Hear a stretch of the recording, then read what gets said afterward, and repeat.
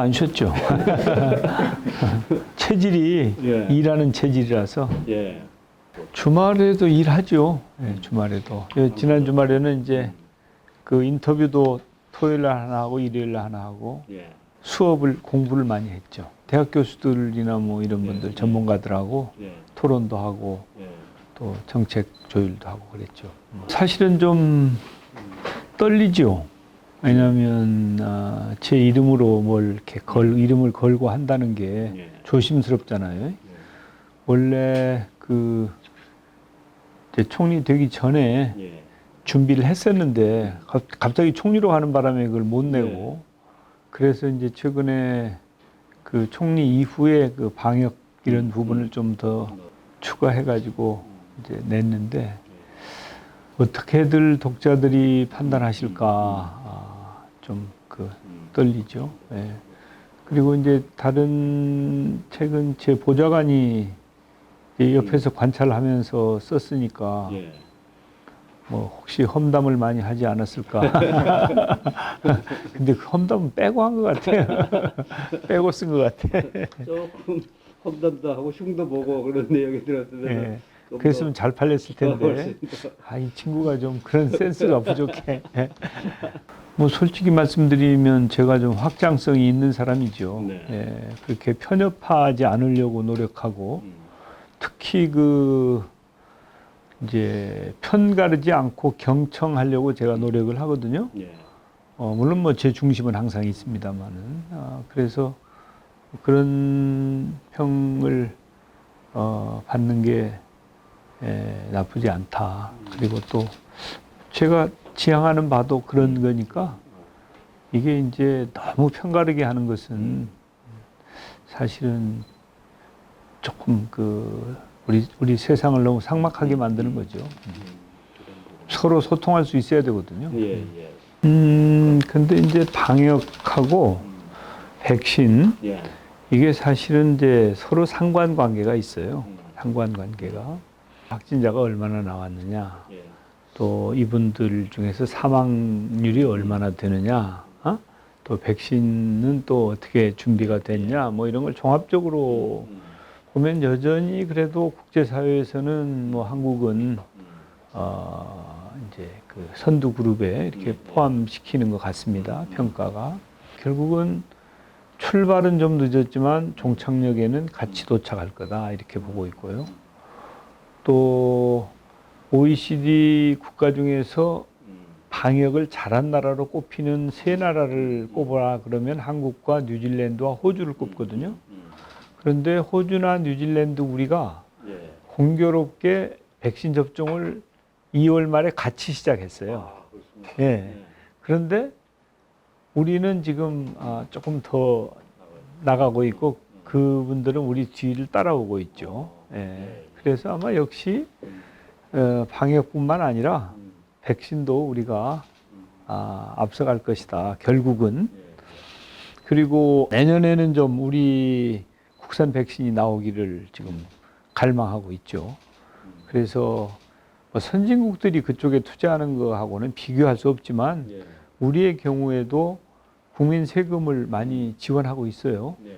그래서 금년 같은 경우에는 뭐 한 2,500억 정도 그렇게 예. 투입을 하고 있는 거니까 예. 거기서 좀 성과가 나오면 그러면 이제 백신 그 독립이 가능하죠. 네, 그걸 가졌죠. 그래서 처음부터 준비를 하긴 했는데 그간에 이제 축적된 그 노하우가 예. 역시 그 다국적 기업한테는 우리가 아직 안 되는 거죠. 그래서 시간이 더 걸리고 있는 겁니다. 거기는 이제 천문학적인 돈을 투입해서 하는 거니까 특히 이제 임상이 제일 문제거든요. 예.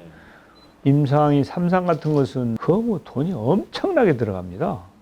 그러니까 다국적 기업하고 우리 국내의 그 이 바이오 업체하고는 예. 이제 이 규모나 역량이나 이런 게 차이가 많이 나니까 그것은 인정을 해야죠. 예, 뭐 전혀 문제 없을 겁니다. 예, 오히려 이제 금년 하반기에는 백신이 조금 그 남아 돌아갈 소지가 있어서 그것을 내년에 쓸 수 있도록 하는 네. 안도 다 만들어 놓고 있죠. 아, 그러니까 정부는 모든 상황에 잘 대비하고 있습니다. 이 문제와 관련해 가지고. 그렇습니다. 예, 9,900만 명분을 수입하기로 했으니까 예. 사실은 약간 과도하게 한 거거든요. 후반기 되면은 한꺼번에 들어오니까, 예, 그러니까 그걸 이제 어떻게 좀 내년에 쓸 수 있도록 그걸 잘 조절을 해야 되죠. 정치 쪽은 조금 자유분방하고 또 대국민 소통이 굉장히 중요한, 예. 그러면서 진영 논리가 작용하는 그런 측면이 있죠. 행정은 이제 무엇보다도 과정 관리가 투명하고 공정하게 잘 돼야 되고 또 성과를 꼭 내야 되죠.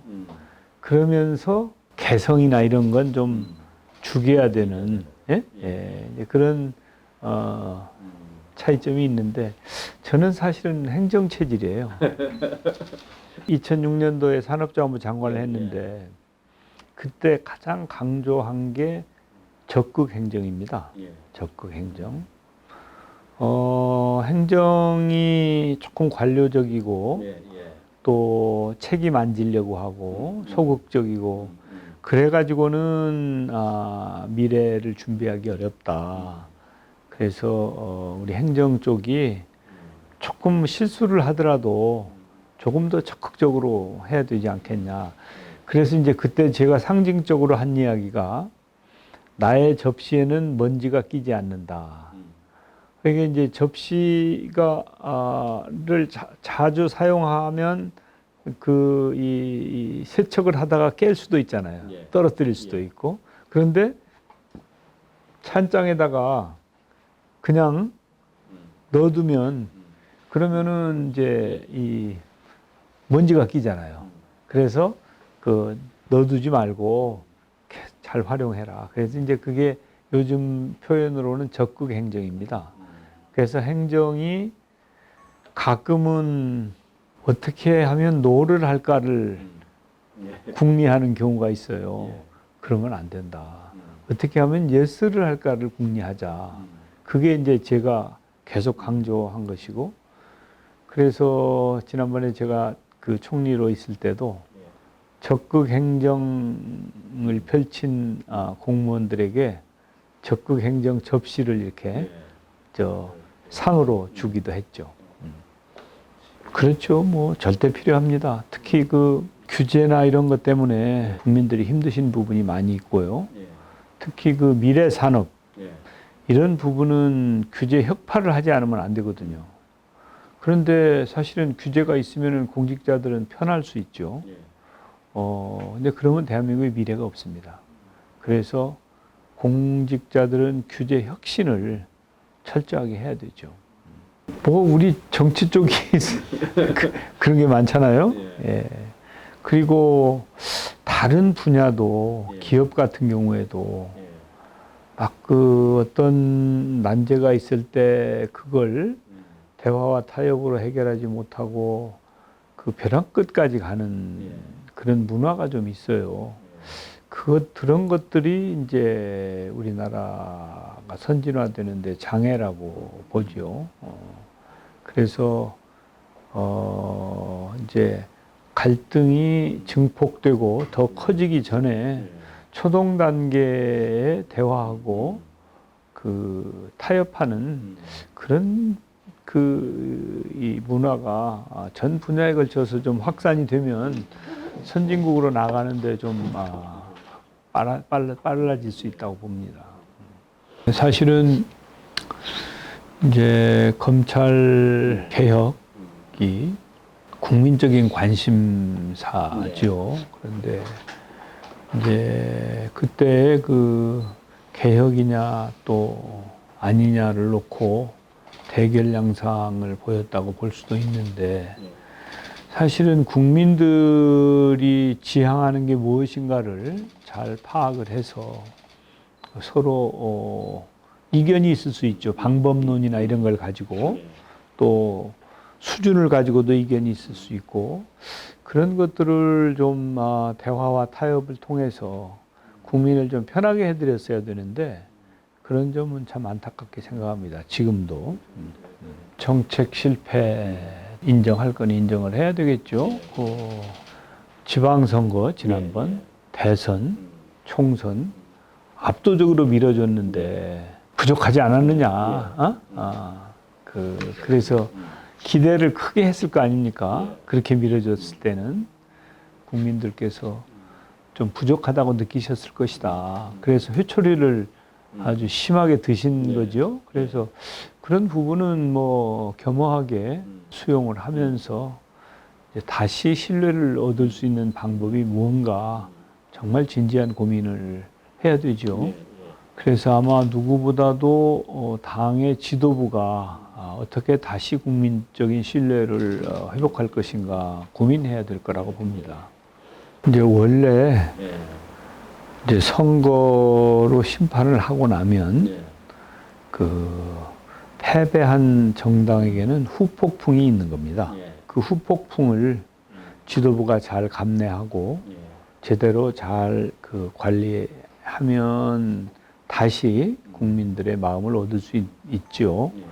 그런 차원에서 보면은 아직은 이제 후폭풍이 진행형이다 이렇게 봐야 되고 아마 송영길 지도부가 좀 잘 감당하지 않을까. 그래서 아마 이 확실하게 변화하고 또 국민을 제대로 섬기는 그런 노력이 있어야 그래야 국민들의 마음이 좀 풀리실 겁니다. 제가 2011년에 주장했던 분수경제론이 이제 이 소득주도 성장론과 일맥상통해요. 그런데 사실은 이 정부가 이제 소득주도 성장 또 혁신경제, 공정경제 이런 것들을 표방을 했는데 어떻게 이게 소득주도 성장론만 부각이 돼가지고 그러니까 이 대국민 소통 실패라고 봐야 돼요. 이 소득주도 성장이 핵심이 아니고 공정경제나 혁신경제가 더 핵심이라고 볼 수 있는데 그런 것들이 제대로 국민들한테 전달이 안 된 측면이 있죠. 그래서 이제 지금 코로나19가 닥치면서 모든 정책이 다 그냥 거기에 가려져 버렸죠. 그래서 거기에 대한 대안으로 나온 것이 그 한국판 뉴딜 아닙니까? 이제 그 중에서도 디지털 뉴딜과 그린 뉴딜이 굉장히 중요한 부분이죠. 그래서 이런 부분이 제대로 잘 진행이 되면 그러면은 아마 코로나 이후의 회복 국면에 정부가 기여를 할 수 있을 것이다 이렇게 봅니다. 속도가 어땠느냐는 고민할 필요가 있죠. 그렇지만 그 컨셉이나 철학은 이제 원래 그 출발이라는 게 그런 거거든요. 그 노동자가 생산자이면서 소비자다. 그러니까 이제 이게 그 소비가 이루어지면 그게 거기에 따라서 투자가 이루어지고 생산이 늘어나고 또 뭐 이렇게 이제 선순환되는 구조인 것이거든요. 그러니까 소득주도 성장론은 이제 그 생산과 분배를 함께 고려한 이제 아주 이 현실적인 그런 처방이 될 수 있는 안인데 그런데 이제 그 최저임금을 첫 해하고 둘째 해에 이제 이 기업이나 소상공인들의 기준으로 보면 이제 너무 과도하게 올렸다. 그런데다가 이제 또 막 코로나가 덮쳐버렸잖아요. 그 이후에는 이제 아주 그렇게 됐죠. 처음에 조금만 속도 조절을 했었으면 아마 그렇게 이제 저항에 부딪히지도 않았을 터이고 그 정책이 폄훼되지도 않았을 터인데 좀 아쉬운 측면이 있습니다. 문제는 이제 실현 가능성이 있느냐. 그런 문제에 대한 고민이 필요하죠. 그래서 아무리 좋은 안도 실천이 안 되면 그만이잖아요. 그러니까 정당 개혁도 그렇고 우리 사회 개혁이나 국가 경영도 그렇고 어떤 안이 나왔을 때 실천력이 담보되는 게 중요하다고 보죠. 아직은 지금 뭐 이렇게 그 정책을 드러내놓고 뭐 경쟁하고 하는 상황도 아니기 때문에 지금까지 뭐 이렇게 드러난 거 가지고 평가하기는 조금 이른 것 같고요. 그렇지만은 이제 다양한 인재들이 국민을 상대로 좋은 정책을 내놓기 위해서 경쟁하는 것, 그런 건 저는 바람직하다고 생각합니다. 현실성이 있는지 없는지 등등, 또 이제 어떤 정책을 내놓았을 때 그 결과가 어떻게 될 것인지 이런 부분에 대해서는 역시 국민들께서 잘 판단해 주실 것이고, 가격 안정이 최우선이라고 봅니다. 지금은 너무 가격이 높기 때문에 과도하게 올랐죠. 그래서 아무리 좋은 정책이라도 가격이 계속 오르면 그건 무효다. 그래서 가격 안정이 최우선이다. 그런 다음에는 이제 부동산 그 관련된 세제나 금융 그 제도 이런 것 중에 조금 불합리한 부분은 좀 손을 보는 노력이 필요하죠.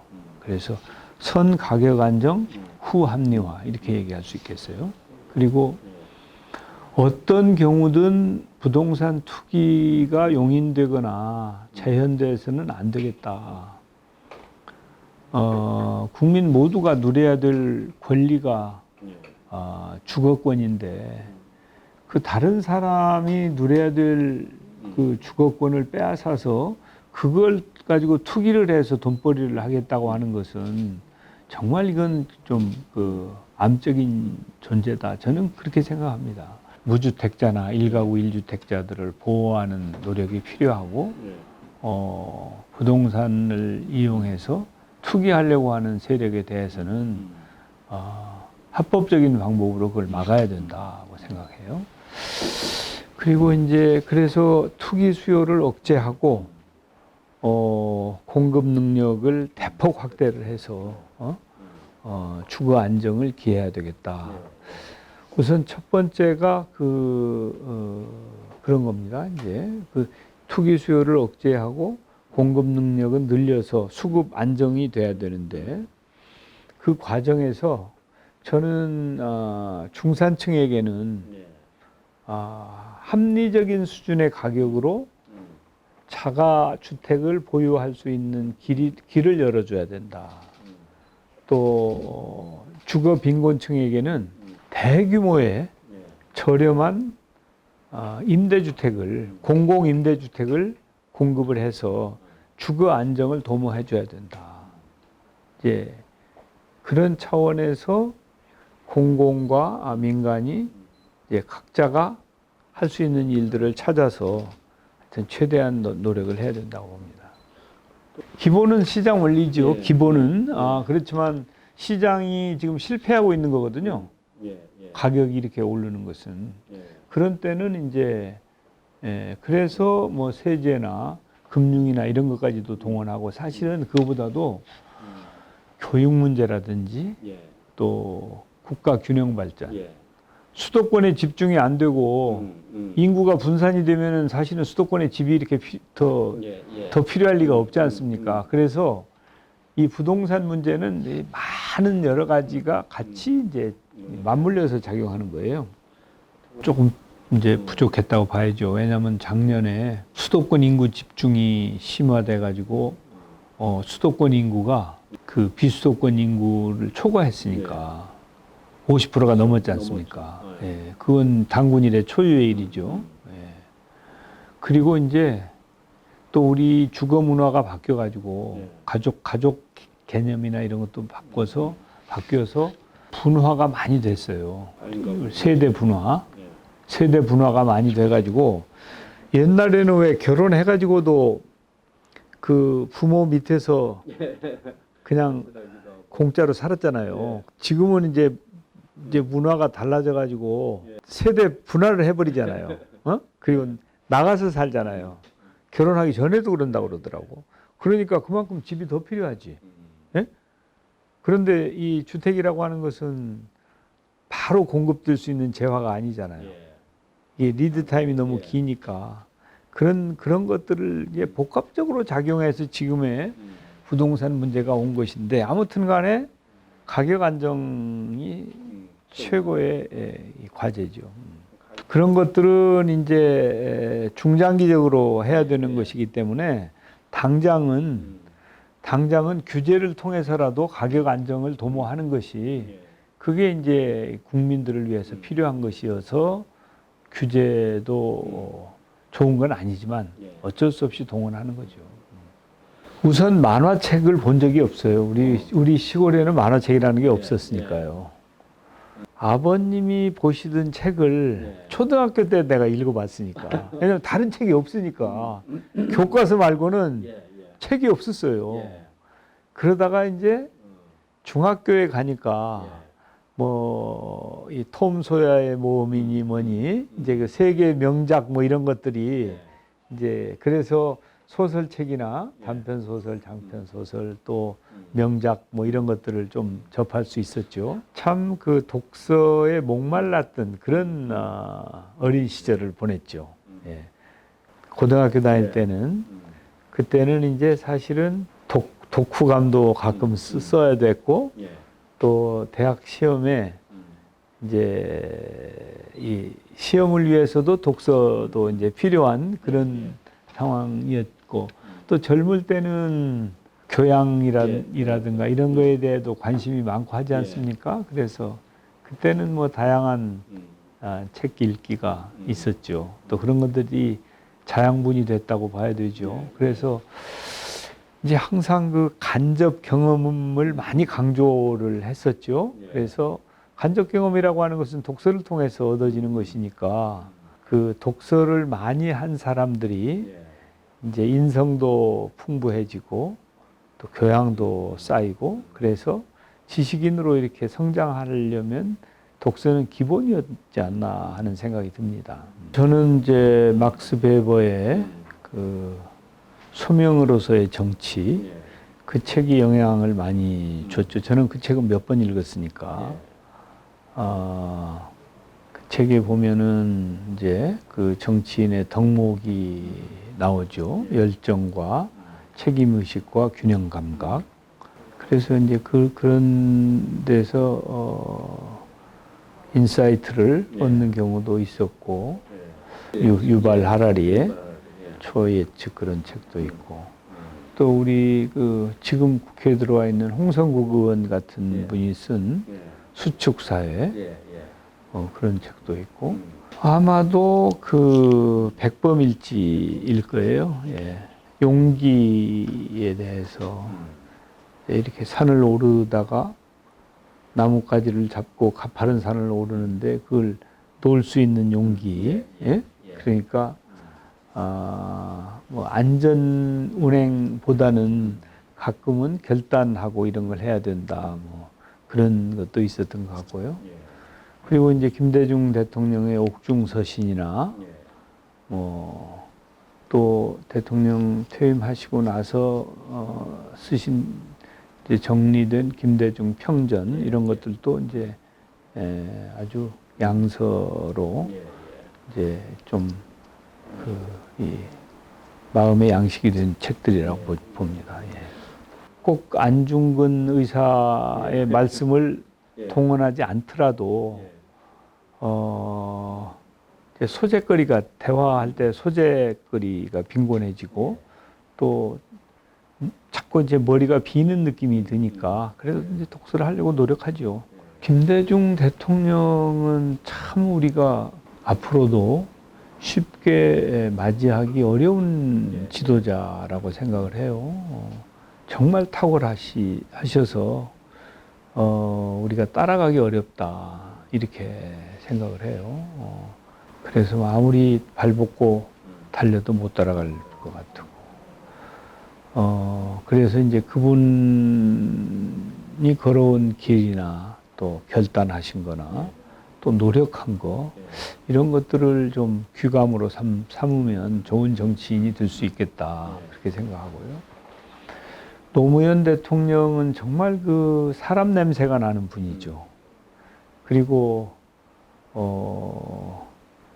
이 주저함이 없는 분이에요. 소신껏 탁탁 이렇게 하시는 분이어서 저하고는 이 캐릭터는 조금 다른데도 아주 잘 맞았어요. 그분을 모시고 일을 할 때 아주 참 보람이 있게 그렇게 했고요.